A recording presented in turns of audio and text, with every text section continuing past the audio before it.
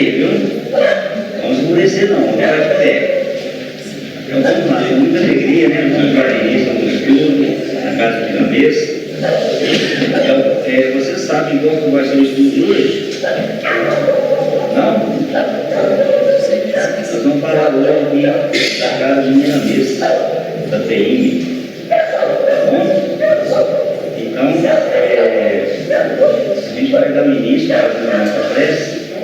Nossa irmã Paula, que faz parte aqui da casa, uma das fundadoras, né, da casa, assim, vai trazer para nós, tá, todo esse conhecimento aí da casa, que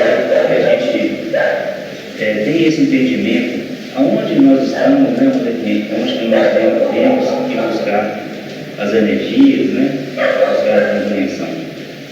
Então vamos fazer a nossa prece. Vamos agradecer a Deus, nosso Pai, por essa oportunidade, desse encontro nessa noite, dessa nossa reunião, rogando a Jesus, nosso Mestre amado, a sua luz e seu amparo sobre todos nós, sobre todos os irmãos aqui presentes, nos dois planos da vida, rogando também ao nosso Mestre Jesus, que visite a todos os lados aqui representados, possa levar a sua luz, a sua paz, a harmonia em cada um. Que hoje, e vamos ter nessa noite, que possamos estar preparados e também buscar no seu Evangelho, Mestre Jesus, o auxílio para o nosso crescimento, o nosso fortalecimento.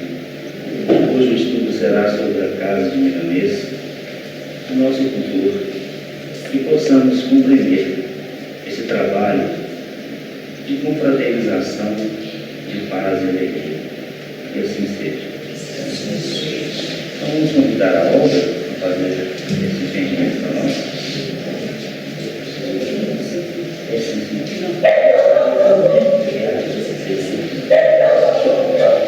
Boa noite a todos. Que a paz do Mestre Jesus, nosso mensageiro divino, desenvolver todos os corações que aqui se encontram reunidos na noite de hoje. Estou chamando a atenção do Antônio aqui, eu não sou fundadora da Casa Voltagem. A gente vai tentar trazer, fizemos um levantamento, estudo, que é só tentar falar um pouco, uma pincelada sobre a nossa casa e um pouco sobre quem é o nosso irmão Milanês. Acho que muitos aqui já devem ter lido a biografia dele, já devem conhecer alguma coisa sobre ele. A gente leu a biografia dele em um dos seus livros. Levanta a mão aí. 2 pessoas.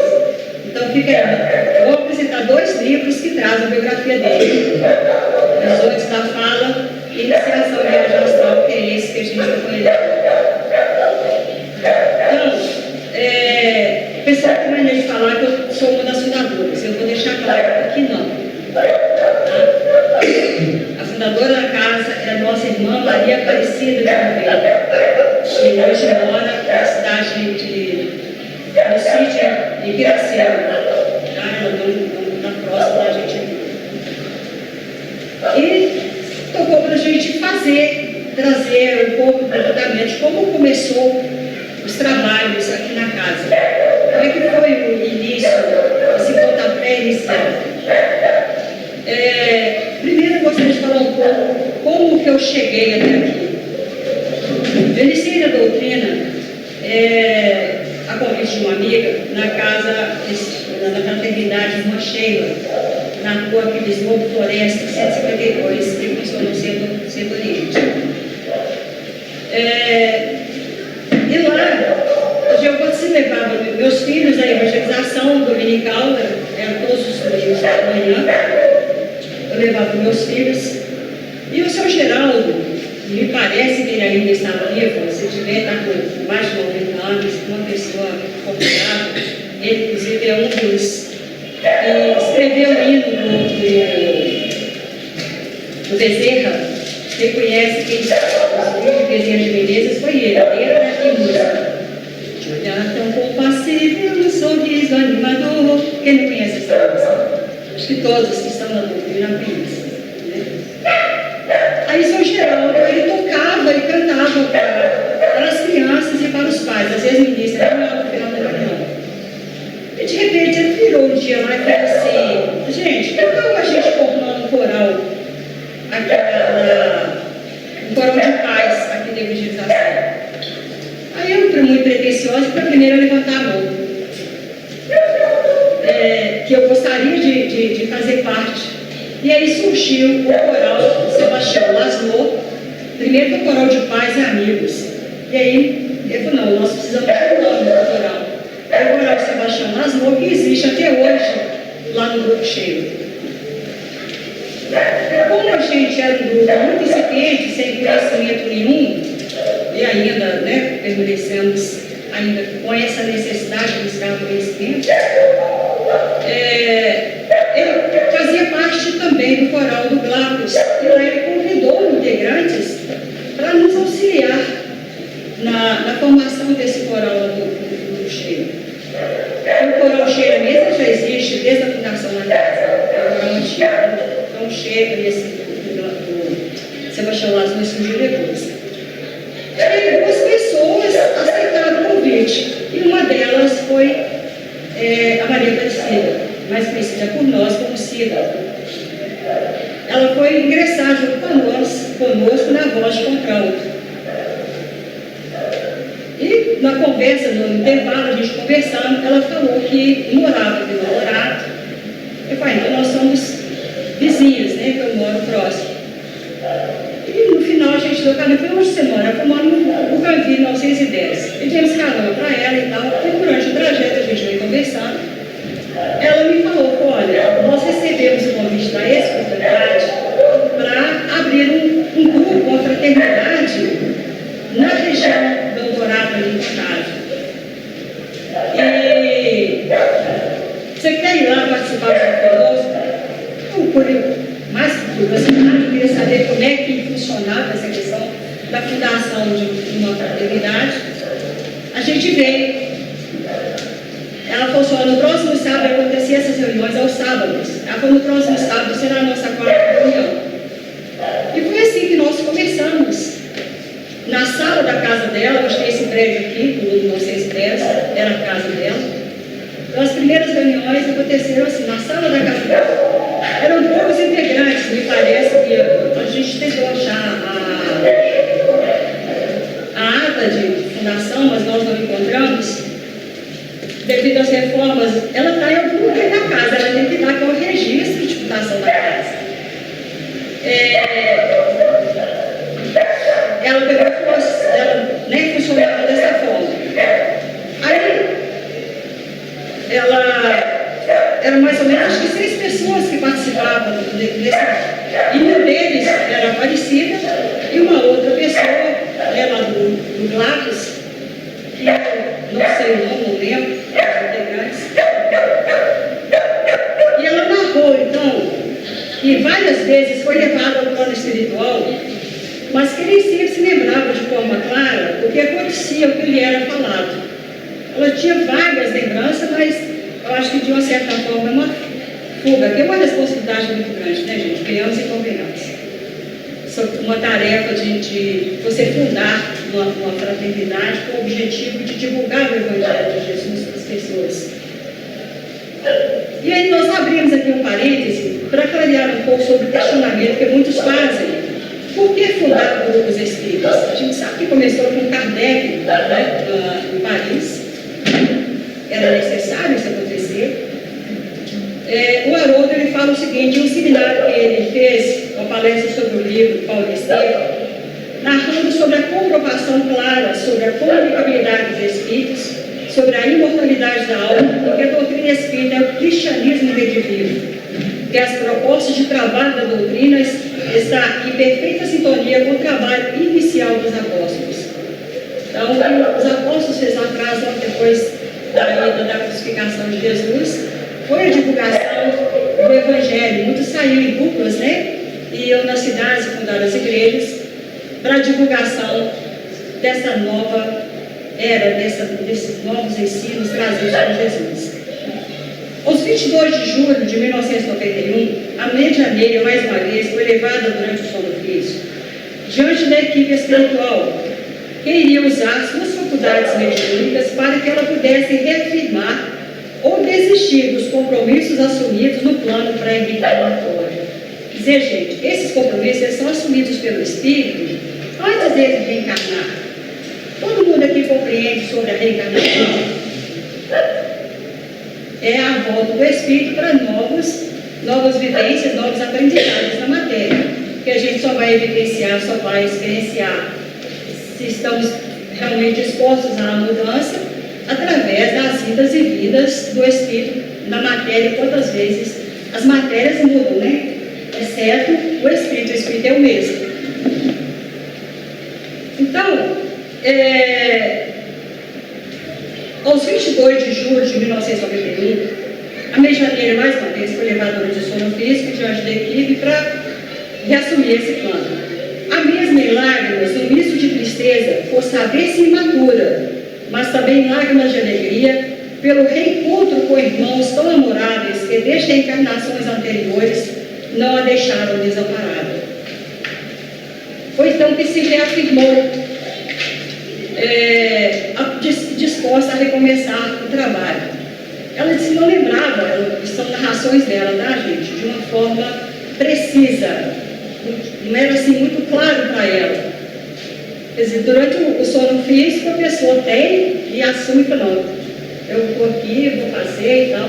Mas na hora que volta para a matéria, ela quer, de uma certa forma, fugir desse compromisso.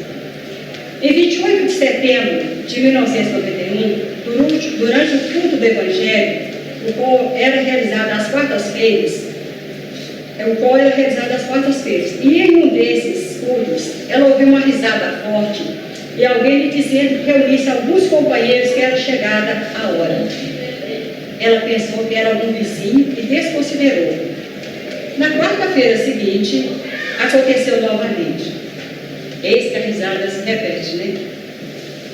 Só que dessa vez não houve margem para dúvida, quer dizer, não tinha mais escapatória para ela.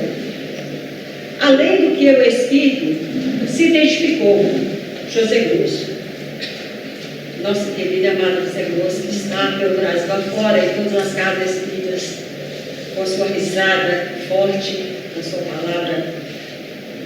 Ele é muito brincalhão, para quem já ouviu aqui sabe que ele gosta muito de brincar.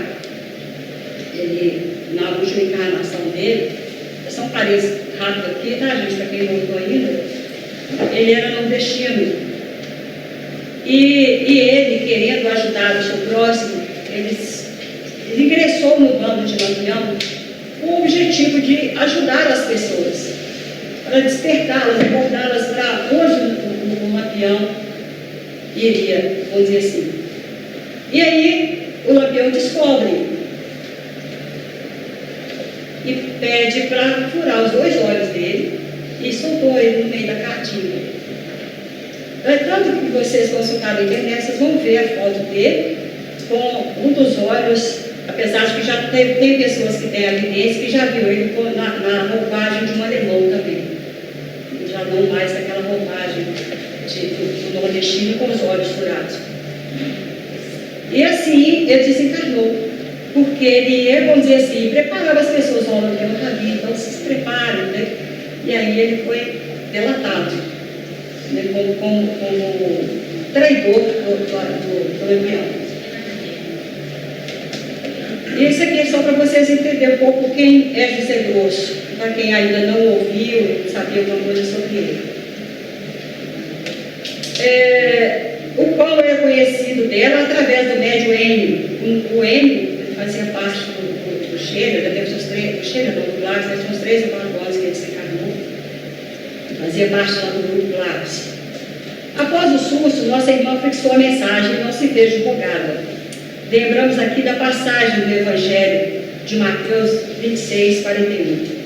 Vigiai e orai, para que não entreis em tentação. Na verdade, o Espírito está pronto, mas a carne, a gente sempre fala que a carne é fraca, né? Aí a culpa sempre recai sobre a carne. Estavam com ele Pedro e os 2 filhos de Zebedeu, João e Tiago, onde Jesus os convida a velar, manterem-se acordados, vigilantes. No entanto, eles adormeceram. Trouxemos essa passagem apenas para nos lembrar o seguinte: quantos de nós somos chamados e convidados a servir na seara do Mestre Jesus e a gente sempre sai pela culatra, a gente sempre foge? Continuamos dormindo diante da vida, diante dos convites que nos são feitos para abraçar esse trabalho que os apóstolos trouxeram desde de trás para nós, através de Jesus. Em uma dessas reuniões, ela falou que era necessário escolher um nome para a fraternidade e pediu sugestões de nomes às pessoas que faziam parte daquelas primeiras reuniões, os quais foram apresentados, sendo que ela sugeriu o nome Miramês. Foram então levados à votação secreta. Eu particularmente nada conhecia, nada sabia de Miramês, apesar de já estar na boca, mas nem o livro dele eu conhecia, não sabia nada sobre ele. Mas simpatizei com o nome e votei no nome dele. Aí, após a votação, que foi visto que o nome dele havia ganhado, vencida a votação, ela então revelou que durante o sono físico, um desses sonhos que ela tinha, que ela era levada ao plano espiritual, foi mostrada uma placa para ela com o nome Miramês. Então foi daí que surgiu, foi através do sono físico, foi mostrado e ela trouxe isso para a votação.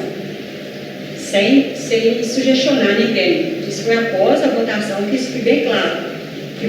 Ela revelou que esse nome foi apresentado para ela. E assim, aos 12 de outubro de 1991, foi então fundada a Fraternidade Espírita Irmão Miramês, com duração indeterminada, e lavrada a primeira ata da casa, situada na Rua Bugambi, 910, em Colorado, Contagem. Iniciaram então as primeiras reuniões de preparação da fraternidade, sempre sob a orientação dos guias e mentores espirituais da casa, cuja missão: Evangelho, vivência do amor e da caridade. Essa frase está lá naquela placa que vocês podem ver lá na frente. Iniciaram então as reuniões de preparação do centro e tendo por finalidade estudo e divulgação evangélica doutrinária, prestação de assistência emocional, espiritual e orientação evangélica, prática social da caridade cristã. E as reuniões, portanto, deixaram de ser na sala da casa dela e passaram a ser no porãozinho que tinha lá na casa dela. A diretoria era assim composta: presidente e vice-presidente, diretor financeiro, hoje primeiro e segundo tesoureiro, secretário, hoje tem primeiro e segundo secretário. Então a diretoria era composta de quê? De presidente, vice-presidente, primeiro e segundo tesoureiro, secretário e vice-secretário. E logo depois vem o quê? Vem os departamentos, que antes recebia o nome de diretor. Era o diretor do mediúnico, diretor da assistência social. E hoje nós temos essa mudança, já não existe mais a palavra nomenclatura de diretor, e sim coordenadores de departamentos. Coordenador do departamento de assistência social, do mediúnico, e por aí vai, de todas as outras tarefas que são desenvolvidas hoje na casa. Esse espaço funcionou por alguns meses, pois o mesmo se tornara pequeno para abrigar tarefas, tarefeiros, assistentes e assistidos. E é impressionante, gente, como as pessoas vão chegando, como se é o telefone sem fio, né? Um vai falando do outro, falando do outro, e de repente o espaço ficou muito pequeno. E aí, como é que faz? Foi partir para quê? Para o aluguel. Aí foi cedida, diante dessa procura de espaço, foi cedida uma casa aqui na Rua Bugambi mesmo, no número 1192, onde funcionou por mais ou menos um ano. Depois foi alugada uma casa no número 945, também aqui na Rua Bugambi, que funcionou mais ou menos nesse período, mais ou menos de um ano. Durante todo esse período, nossa irmã trabalhou incansavelmente, com afinco e dedicação para conseguir a sede da casa. Promover almoços, rifas, leilões, sendo que esses dois últimos rifas e leilões, o nosso irmão Miramês, uma das mensagens dele, deixou bem claro que seria por tempo determinado, porque ele não queria que a casa dele estivesse vinculada com jogos de azar. eles são considerados, né, jogos de azar. É um ganho, todos os outros, vamos dizer assim, perdem. Até que a casa pudesse andar com as próprias pernas, vamos dizer assim, né? Ela pudesse andar de forma independente. E assim aconteceram vendas de livros, excursões, cujo objetivo primordial era adquirir um terreno nas imediações para a construção da fraternidade. Eu lembro claramente, não era lousa, era um quadro verde, né? Um quadro de giz. Ela convidou pessoas que ela conhecia, que tinha poder aquisitivo, e colocou o nome deles ali, e falou: fulano, você pode doar quanto? Você pode doar R$1.000, você pode doar... E foi de forma assim, bem decisiva com relação às pessoas. Ela foi muito, muito guerreira para ter peito e chegar e fazer o que ela fez. E aí, fulano, as pessoas foram... eu só posso dar R$20, por exemplo, né? Então foi computando tudo, isso tudo foi registrado. Mas aí aconteceu de novo uma mudança de endereço.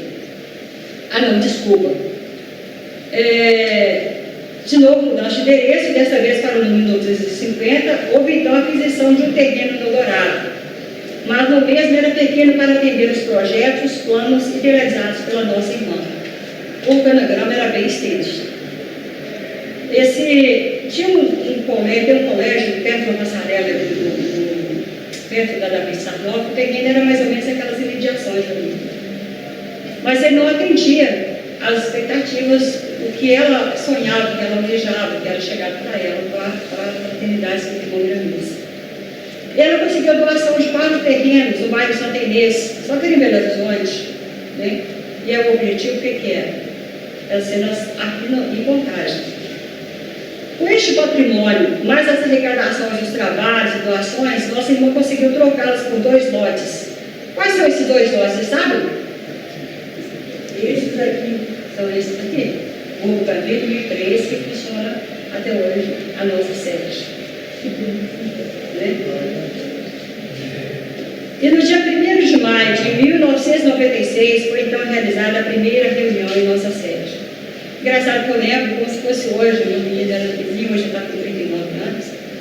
Ele vinha com o pai, me ajudava nas fundações, nos fogões. E foi muito interessante, porque eu estava ainda lá embaixo, no escorado, a gente realizava o segundo encontro, que era de sustentação da casa. Esse trabalho existe até hoje. Tem divulgação, Antônio? O culto de sustentação da casa? Então ele existe até hoje, que acho que é segunda, sexta do mês, é isso? Segunda, sexta.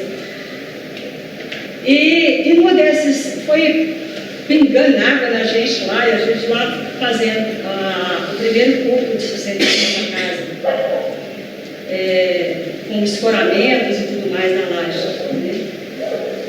Era muito legal, e tinha sempre uma palavra de conforto, de incentivo para a espiritualidade, para que as pessoas que ali estavam não desanimassem do trabalho, da importância dele para a comunidade.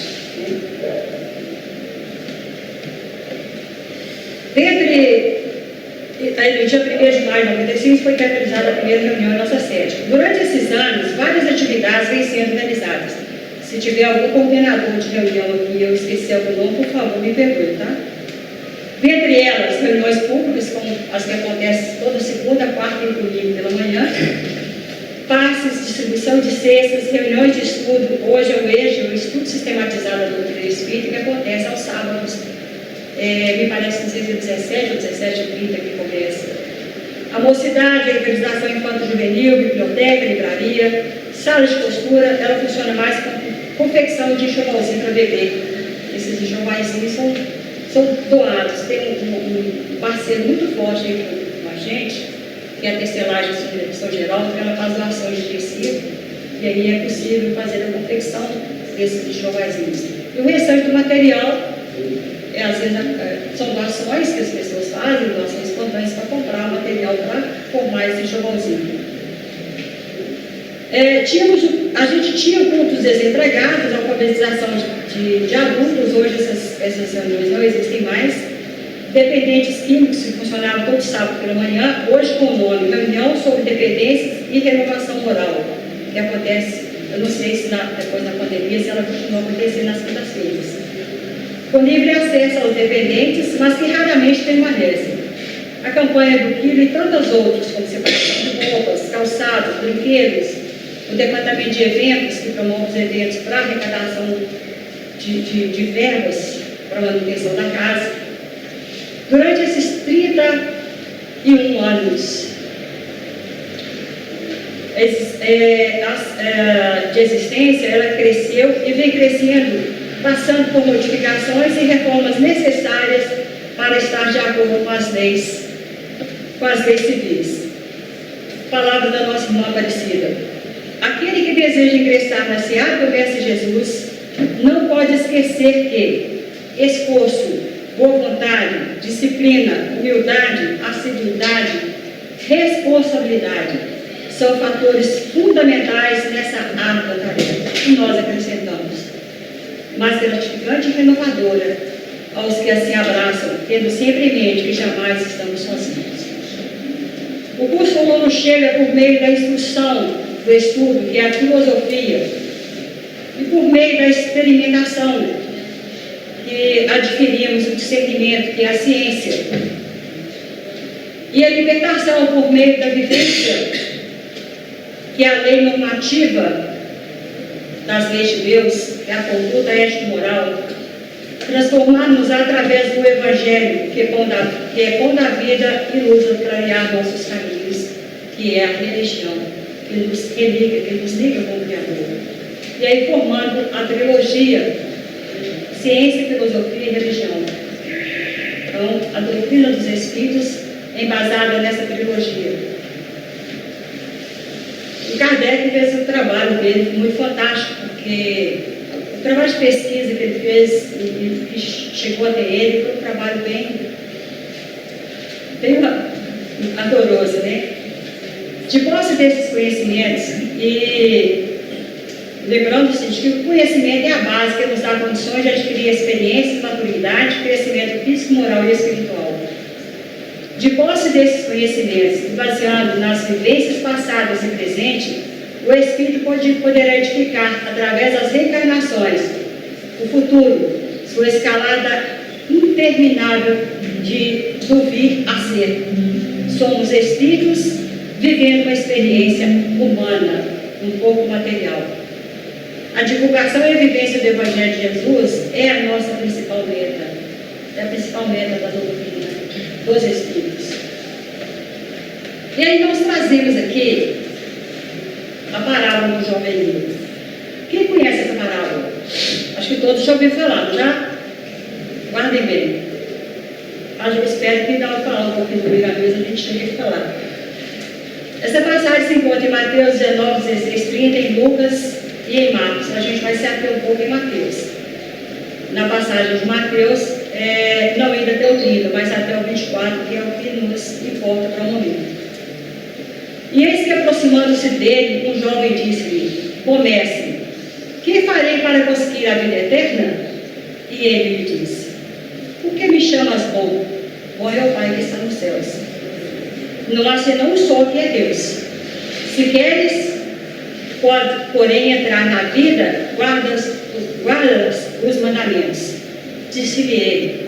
O jovem vira para Jesus e fala: Quais? E Jesus disse.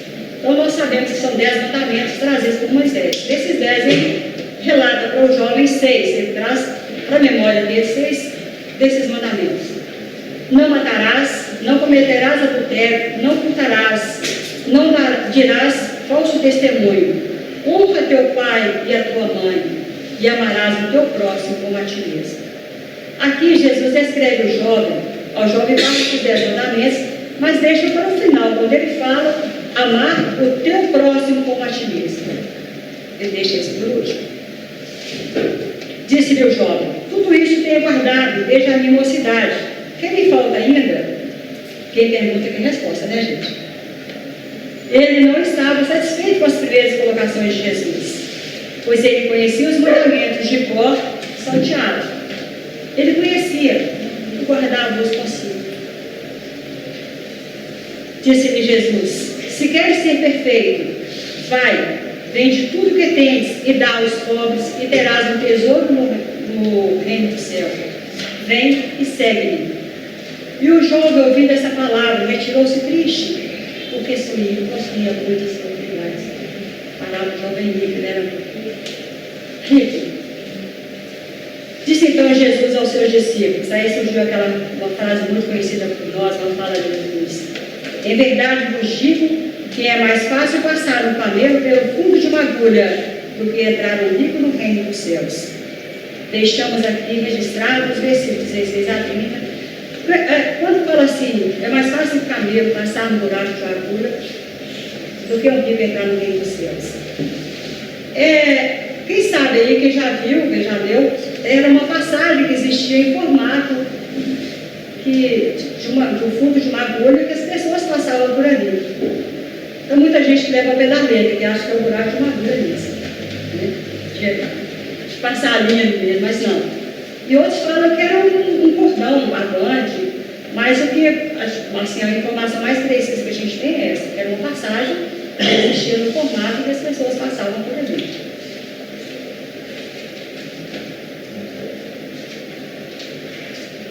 E tem uma mensagem do nosso irmão Milanês aqui, foi trazida no dia 7 de 11 de 2019, que a gente vai ler assim, ter tempo.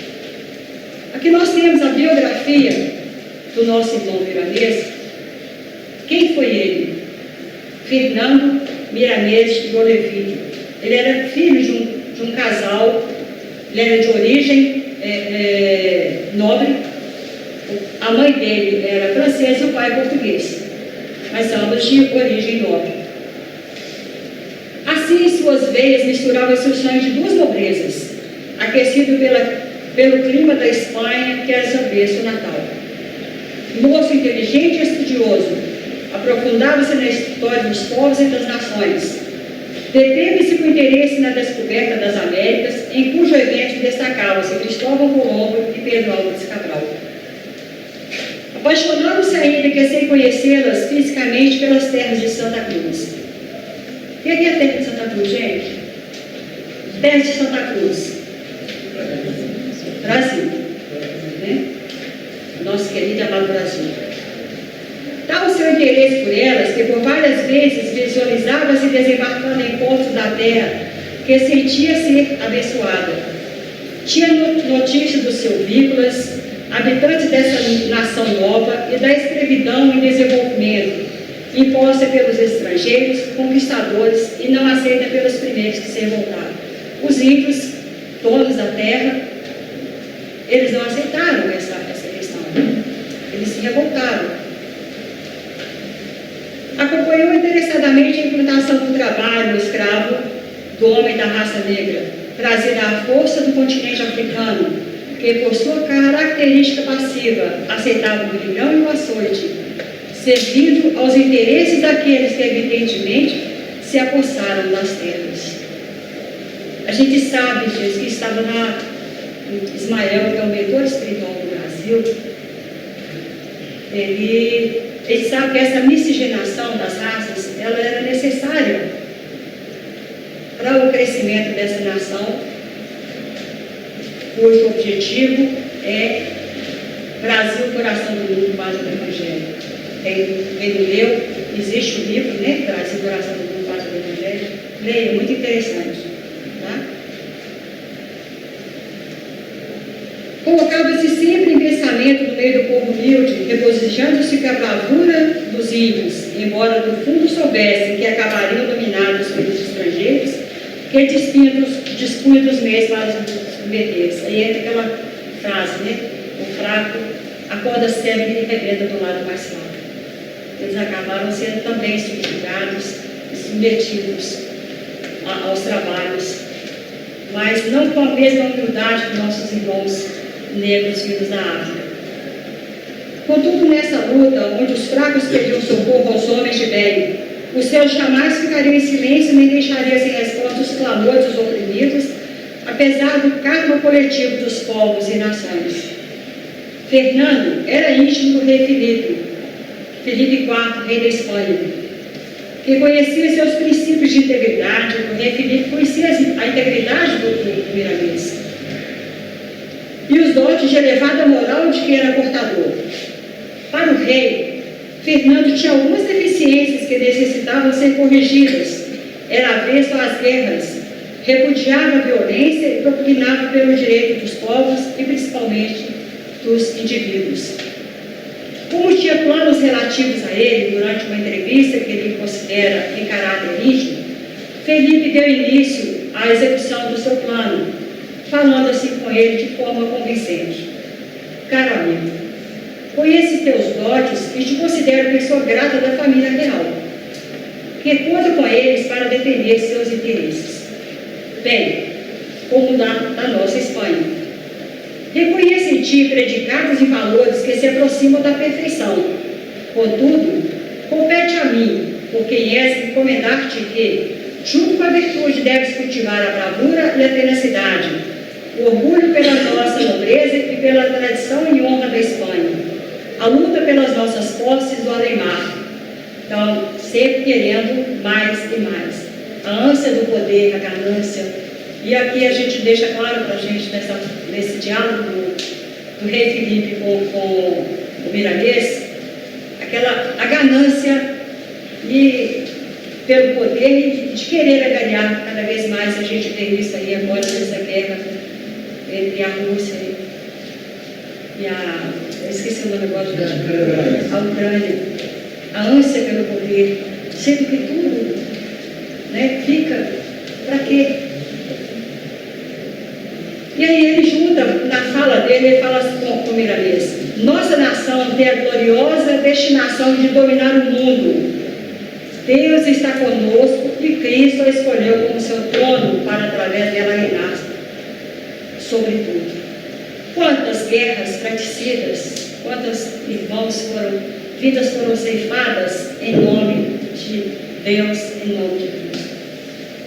Nós temos aí exemplos cruzados, de tantas situações, tantas barbáries, usando, e ele relata, nessa conversa dele, ele relata para o Miramês, usando o nome de Deus e de Cristo. Sabemos que Portugal começa a se levantar de novo e que a sua ganância por ouro, esquecendo que ele estava também em busca desse ouro e prata, né? E pedras preciosas, é desmedida. Entendem os portugueses que ninguém tem direito sobre as terras, que por acaso um de seus navegantes descobriu. A escola de Sagres somente prepara os homens, enviando-os em expedição por todos os quadrantes, abrindo caminhos marítimos em busca de poder e de riquezas, esquecendo-se de suas obrigações para com Deus e Cristo e a Santa Madre Igreja. Por isso resolvi constituir-te meu representante, disse o rei, entre dois goles de vinho, dando à sua fala um tom misto de intimidade e publicidade. De novo, o rei Felipe usando Deus, Jesus, incluindo agora, inclusive, Maria, né? A nossa, desculpa, envolvendo o nome da igreja, não é Maria, o nome da igreja. Vai, pois, meu filho, para a terra adornada pela luz formada por cintilantes estrelas. Serás os ouvidos do rei e a boca da Espanha.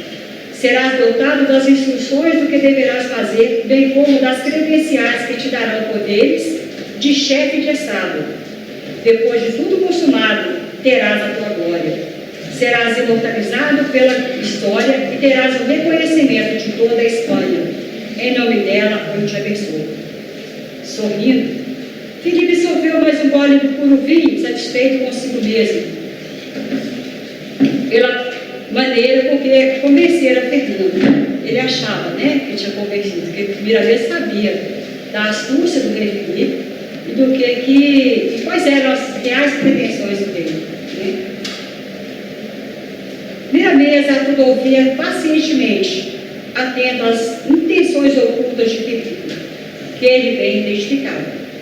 Contrariava o conviver com interesses da ordem que ele tanto subestimava, mas sua intenção o prevenia da oportunidade de realizar as suas íntimas aspirações e anseios, que era conhecer e viver nas terras de Santa Cruz, a fim de participar da sua preparação como padre do Evangelho. Então, gente, nessa primeira parte, que a gente não vai dar segmento nela toda, mas deixando claro as pretensões de ambos. Um pretendia o poder e o outro pretendia vir conhecer a terra que ele sonhara, que ele vivia sonhando, desembarcando aqui no Brasil. Aí, no prosseguimento do diálogo aqui, o Miramês fala com ele que conhece a real intenção dele com relação à Espanha, e que rogava a Deus para vos ajudar a formar nobres ideais em benefício do povo. Ia prosseguir, mas notou que o soberano já estava ficando confuso, pelo que ouviu e pela quantidade de vinho ingerido. Por isso apenas pensou de si para consigo, entre aspas, sei perfeitamente o que vossa majestade deseja para si mesmo. E abrandando mais a voz, disse para terminar, como se ele tivesse recebido a intuição, para abrandar o que estava rolando na cabeça do rei, né? Eu vos agradeço de coração e serei eternamente grato pela oportunidade que ora me ofereceis de conhecer novas terras, as quais já admiro mesmo antes de vê-las. Garanto a vossa majestade que vamos fazer lá muitas coisas agradáveis a Deus. Essa é a fala do nosso Deus. E curvando-se respeitosamente ante o soberano, que o despedira entusiasticamente, retrubou-se. O rei passaria uma noite mal dormida, rememorando as palavras de Fernando, sem conseguir entender o seu sábio e elevado sentido, e sem, contudo, deixar de confiar no nobre súdito. Além disso, tinha interesse em sua saída da Espanha. Miramês, porém, naquela noite inesquecível, em que viu começar a se materializar sua mais íntima aspiração, teve um sono tranquilo, o sono dos justos, né? Daquele que quer o bem-estar de um povo, de uma nação. Fazendo uma viagem astral parcialmente consciente às terras onde em breve haveria de acordar. Acordara no dia seguinte cantarolando, envolvido por estranha alegria, como suele acontecer com aqueles que pensam e vivem em prol da humanidade. Então, no dia, assim, no ano de 1649, ele então ele desembarca no litoral do Brasil, secretamente na condição de turista, o enviado do rei da Espanha.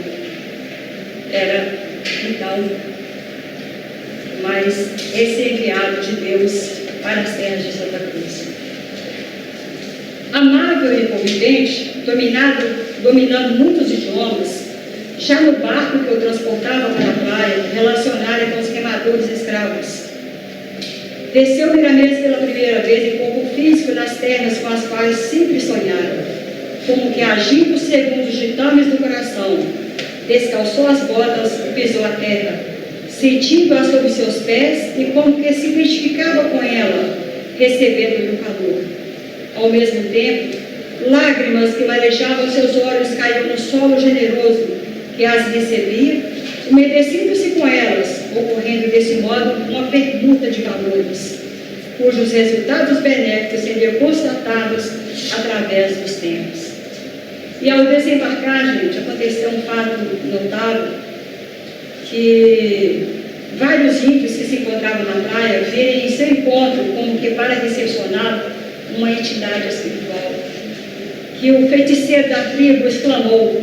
A ele se dirigiu e, apontando para o lado direito do Miramês, pronunciou: Bagagi, Bagagi. O que é o Bagagi? Era uma entidade, uma divindade indígena, ou seja, um espírito trabalhador da seara de Jesus, que, como diz, Deus não desampara nenhum dos seus filhos.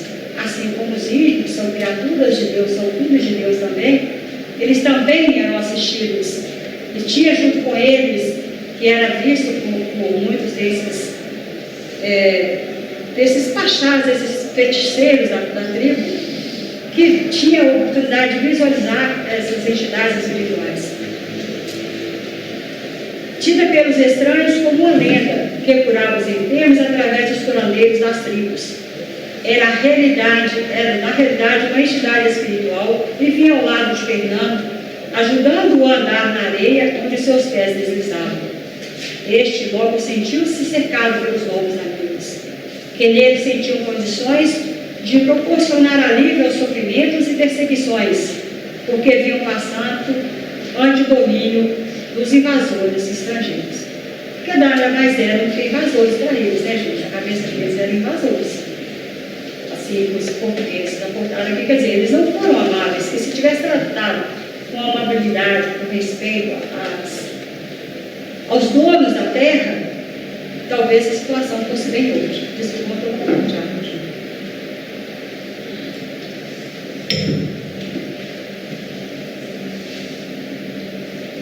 Em curto espaço de tempo, Fernando já assimilava os diversos dialetos indígenas e africanos, movimentando-se com desenvoltura entre os humildes.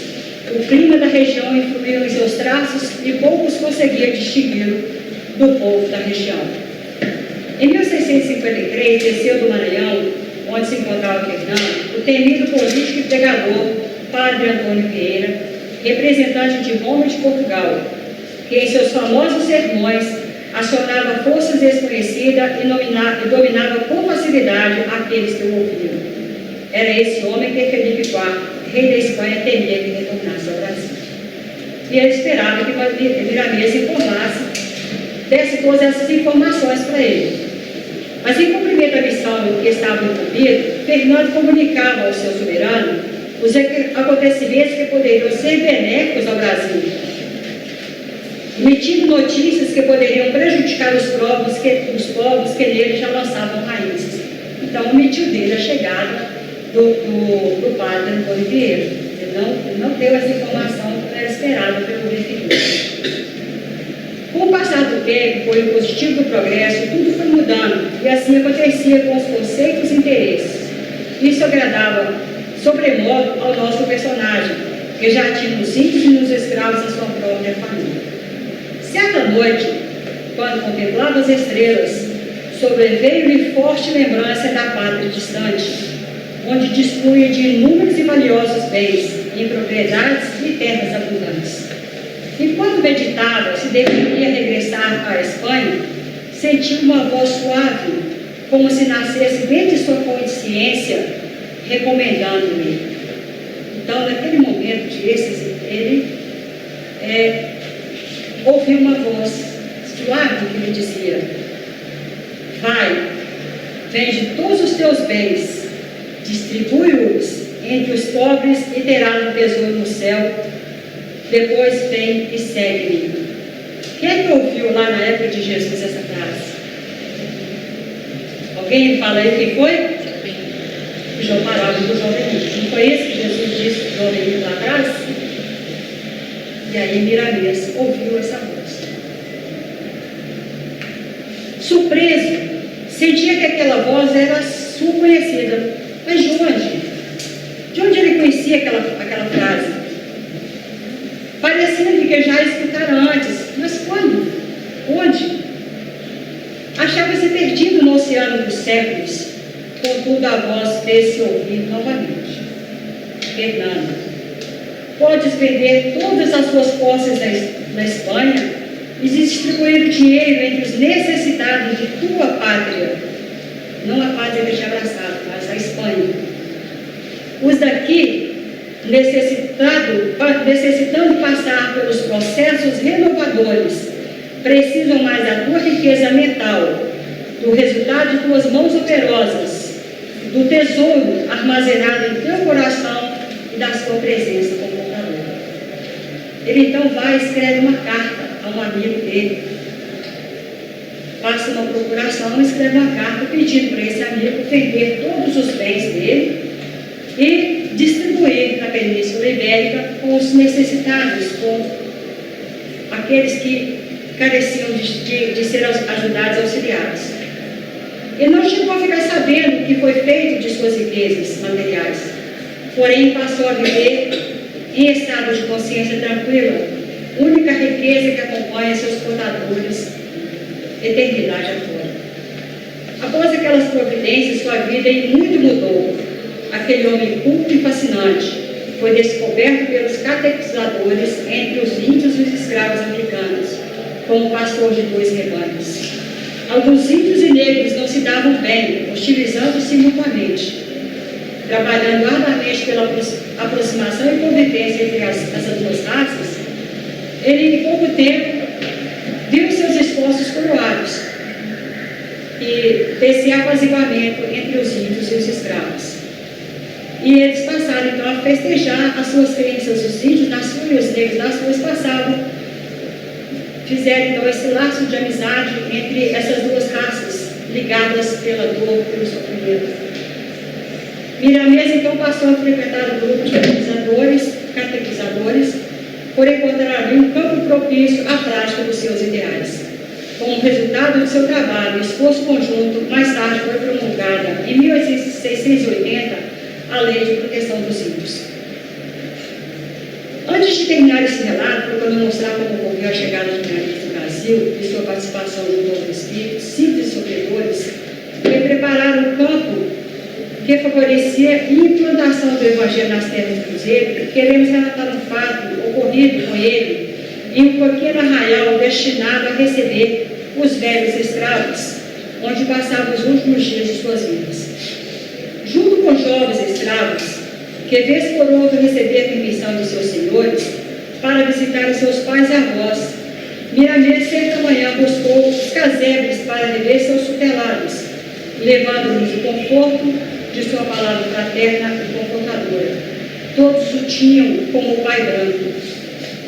Então, eles o chamavam de Pai Branco, filho do sol, ou homem que veio da luz. Ao levantar a cabeça, fixando o olhar nas nuvens, como acostumava fazer, punha o coração ao alto e a mente em sintonia com o Todo-Poderoso. O ambiente se acerenava, envolvendo em suaves vibrações aqueles que o cercavam. Ao regressar, passando à beira de um murante regato de águas cristalinas, acompanhado, como de costume, por uma velha preta, ao passar beirando o barranco onde a vegetação se adensava, foi atacado por perigosa e venenosa jararacuçu, cuja picada comumente resulta morta, é mortal, né, gente? Jararacuçu, cascavel, e aí tem as cobras venenosas, e essa não deixa de estar fora dessa listagem, que atingiu a sua perna abaixo do joelho. A preta viu o reg ajudando o bote e a água do riacho atingiu-lhe de sangue. Saiu a correr para o povoado em busca da velha bezerreira, que se chamava Paris, que nos seus 90 anos há muito salvaram, pelos seus dons de curar várias enfermidades. Ao ser localizada e informada do ocorrido, a velha Paris, já acostumada a essas emergências, apanhou alguns apetrechos e saiu presurosa em socorro ao Pai Branco.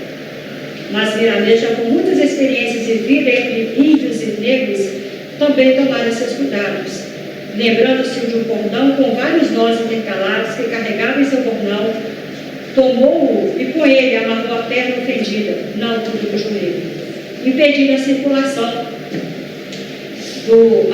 do sangue ali, né? Tal cordão ele recebera de sua mãe. Nos minutos finais de sua vida na terra, ela então passou para ele esse cordão e lhe falou que era pescada, né? Ela recebeu de um pároco português. Meu filho, disse ela nos seus últimos momentos, quando o velho padre lhe passou este cordão de seus dedos, estrendiam-se pequenos raios de luz, que eram absorvidos pelos nós do mesmo. Carreguei-o comigo por vários anos e muitas vezes utilizei-o em favor do alívio das pessoas. Agora passo a você, para que seja usado em seus momentos de dificuldades e aflição, abençoando-o desfalecer e regressar à paz espiritual. Então, o Miramês não veio se desencarnar por essa situação. Mais à frente fala aliás, no finalzinho aqui fala do momento em que ele regressa à a base espiritual cercado pelos seus irmãos negros e índios, que eram seus irmãos do coração. No mais, o perfil dele não era tempo para a gente falar como que ele era. Tem um relato aqui, eu falei assim, o meu nariz, eu falei assim, tem um relato aqui, meu nariz parece com dele.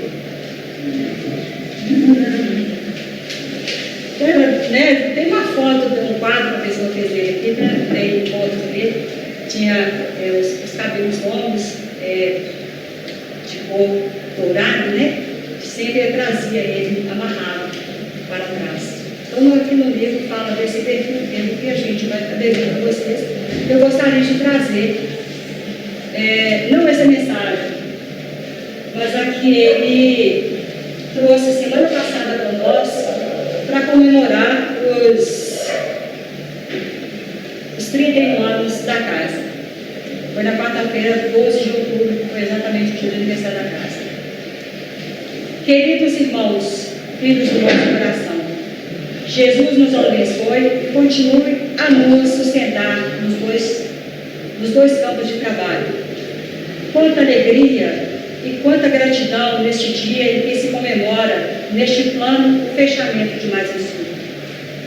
Bendito sejas as mãos de cada um de nós, que se unem às nossas, que caminham mesmo com passos vacilantes em prol desta casa, obra do amor e de trabalho de Jesus e com Jesus em favor de todos nós. Hosana nas alturas, eis o hino que abrimos os trabalhos desta casa no dia de hoje. Todos nós, no plano espiritual, nos juntamos aos irmãos que trabalham as mais sensíveis notas com melodias que falam do amor que eternizam e emocionam corações. Juntamos nossas vozes e cantamos agradecidos ao Pai de amor. Desejamos que, de alguma forma, essas notas cheguem em vossos corações e que pulse deveras o contentamento, o bem-estar, a elevação e o júbilo, pois todos que caminham com Cristo são almejados por tais delicadezas. Queridos, viemos mais uma vez nos inteirar do compromisso que assumimos desde o primeiro instante que se iniciou esse campo de trabalho, que é estar auxiliando-nos no trabalho caritativo e cristão, com discernimento, disciplina, amor e caridade.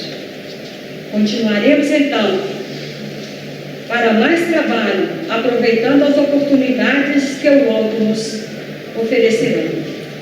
Que cada um de vós, tarefeiro, sinta o nosso abraço e nossa gratidão. Enquanto estiveres com Jesus, comigo estarão. E como pequenino aceitarei as vossas mãos, juntas como corrente, e Jesus nos será o farol.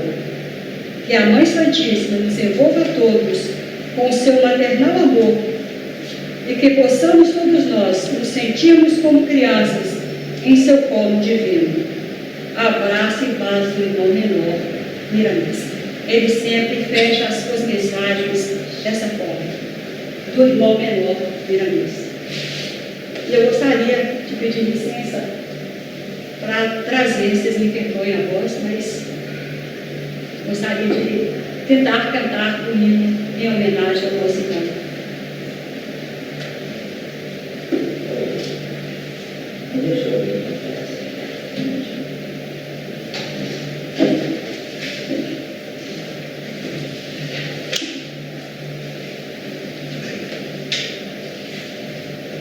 Vamos então agradecer a Olga, né, que não é a fundadora da casa, como vocês vão falar, mas que sabe tudo, conhece tudo, já deve ter, já deve estar participando, com muita alegria, né, voluntária, tarefeira, colabora conosco até hoje.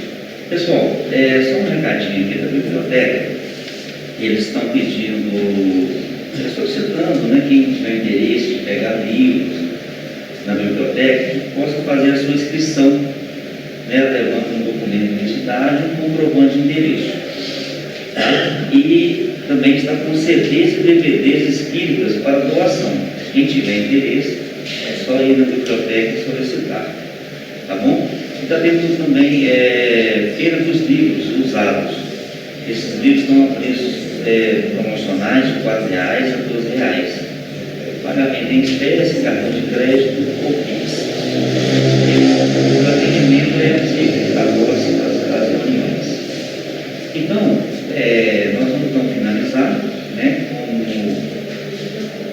fazendo a nossa prece. Quem for ficar ao paz pode permanecer em silêncio, né, para ser atendido. E é muito gostoso ouvir a história, né, da casa, né, que foi dia 12, como foi falado. Nós temos esse conhecimento, né, da onde nós frequentamos, onde nós estamos aqui buscando, né, as nossas forças, o nosso conhecimento, né, através do Evangelho de Jesus, e essa casa que nos ampara, que nos auxilia, vem na mesa toda a sua vida. Então a prece nossa vai ser então o hino de minha mesa.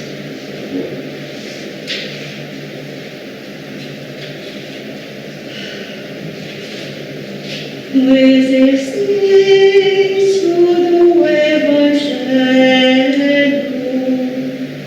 o exemplo de Paulo seguiu, leva ao jovem e ao velho lições de ensinou a servir nas agruras da vida, no desespero da dor, és mensageiro da luz, instrumento sublime do amor, mais um farol a brilhar, luzeiro na treva densa, ensina-nos a trabalhar, divulgando a doutrina imensa. Mirames, mirames.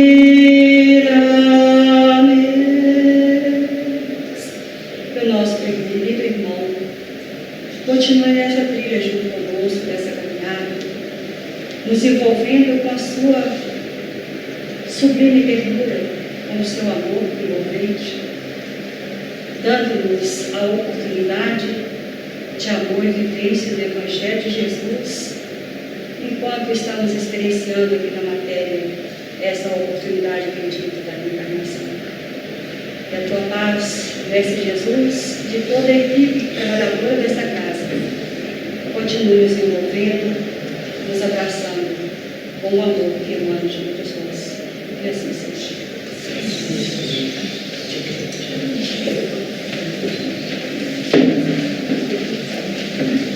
Boa noite a todos.